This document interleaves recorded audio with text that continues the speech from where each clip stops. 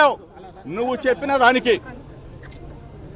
వారం రోజుల్లో అమ్మ కనకదుర్గమ్మ దగ్గరికి ప్రమాణానికి రాగలవా అని చెప్పేసి మీడియా మిత్రుల ద్వారా నేను విజ్ఞప్తి చేస్తా ఉన్నా, సవాల్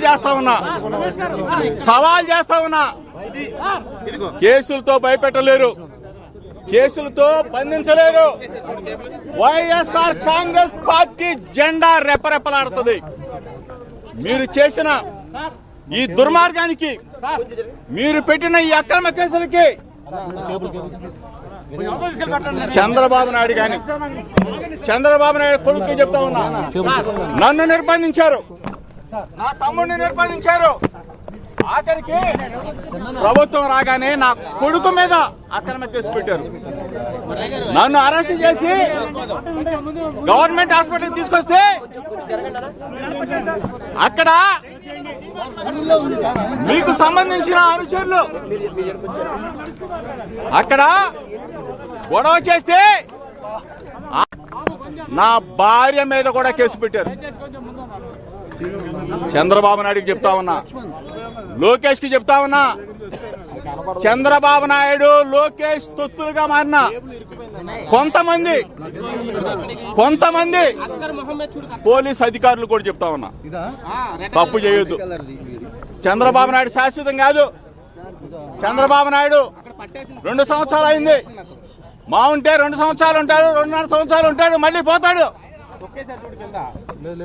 మీరు శాశ్వతంగా ఉద్యోగాల్లో ఉండేవాడు, మీకెందుకయ్యా తొత్తులుగా మారుతారు? మీరెందుకు అక్రమ కేసులు పెడతారు?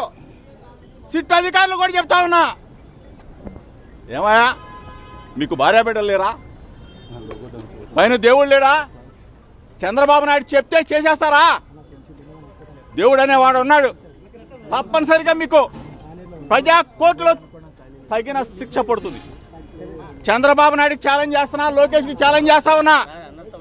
అక్రమ కేసులు పెడితే భయపడతా అనుకున్నారా? వైఎస్ఆర్ కాంగ్రెస్ పార్టీ నాయకుల మీద తప్పుడు కేసులు పెడితే భయపడి పారిపోతాం అనుకుంటున్నారా? నీ రెడ్ బుక్ మడిచి జేబులో పెట్టుకో.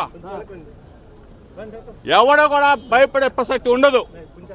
మా లీడర్, మా దమ్మున్న లీడర్ మా జగనన్న నేతృత్వంలో వైఎస్ఆర్ కాంగ్రెస్ పార్టీ జెండా మరలా రెపరెపలాడే వరకు, జగన్మోహన్ రెడ్డి గారిని మరలా ముఖ్యమంత్రి చేసేదాకా వైఎస్ఆర్ కాంగ్రెస్ పార్టీ శ్రేణులు కొదమ సింహాల్లాగా పనిచేస్తాం, ప్రజాక్షేత్రంలో పనిచేస్తాం. నువ్వు దావోస్ వెళ్తావు, సిగ్గులేదా?